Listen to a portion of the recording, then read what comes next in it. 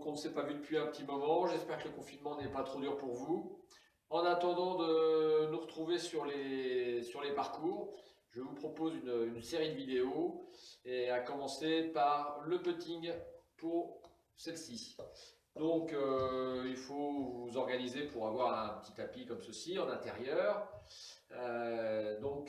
Quelques balles et un putter. Donc le putting. Alors la posture pour commencer. Donc idéalement on essaye de centrer un petit peu le club. Le manche du club doit être absolument droit, surtout pas de manche en avant, en arrière. La tête de club à peu près au milieu des pieds. La balle idéalement légèrement à gauche. Suffisamment penché. Donc ça c'est de face. Maintenant de profil. Vous penchez de manière à avoir idéalement les yeux au-dessus de la balle. Alors vous pouvez tester avec un club comme ceci, ou en laissant tomber une balle. Il faut que ce soit à l'aplomb de la balle que vous jouez. Voilà pour la position. Donc tout ceci, c'est les positions les plus standards. Vous pouvez commencer par un exercice donc assez proche, avec quelque chose pour matérialiser le trou, donc des clubs au sol pour vous guider, et vous commencez le mouvement sans balle, de manière à être capable de balancer le club en suivant les rails, et que ce soit symétrique par rapport à la balle, à peu près symétrique. Tout ça, ce sont des standards. Si vous êtes très efficace et que vous sortez des standards, eh bien, c'est le résultat qui compte. Voilà, je balance. De face, ça donne ça.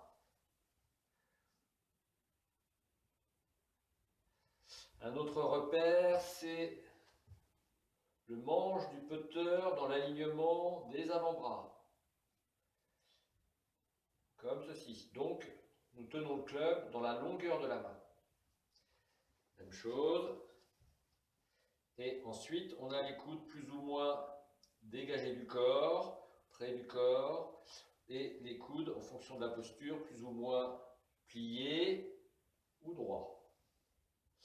Voilà. Une fois que vous avez trouvé que vous êtes à l'aise dans votre attitude, eh bien, vous vous êtes entraîné à suivre le rail, et normalement, vous devez avoir une réussite. Alors selon votre niveau, si vous débutez, c'est même une fois sur 5, c'est déjà pas mal. Alors il faudrait que la balle reste près de la cible. Ne sorte pas du tapis ensuite. Voilà, première étape. Deuxième étape, vous limitez le point de sortie. C'est-à-dire que vous allez vous concentrer sur un espace plus étroit. Alors vous pouvez réduire encore.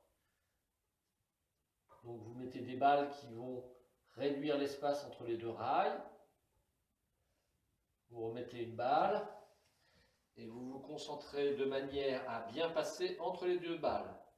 Alors ça passe par une bonne position du club. Si vous n'avez pas de ligne sur le tapis, vous pouvez mettre des scotch ou faire en sorte que les lignes soient bien visibles. Voilà, donc là, si je passe bien par le milieu des deux balles, je dois finir dans la tasse. Voilà, à vous.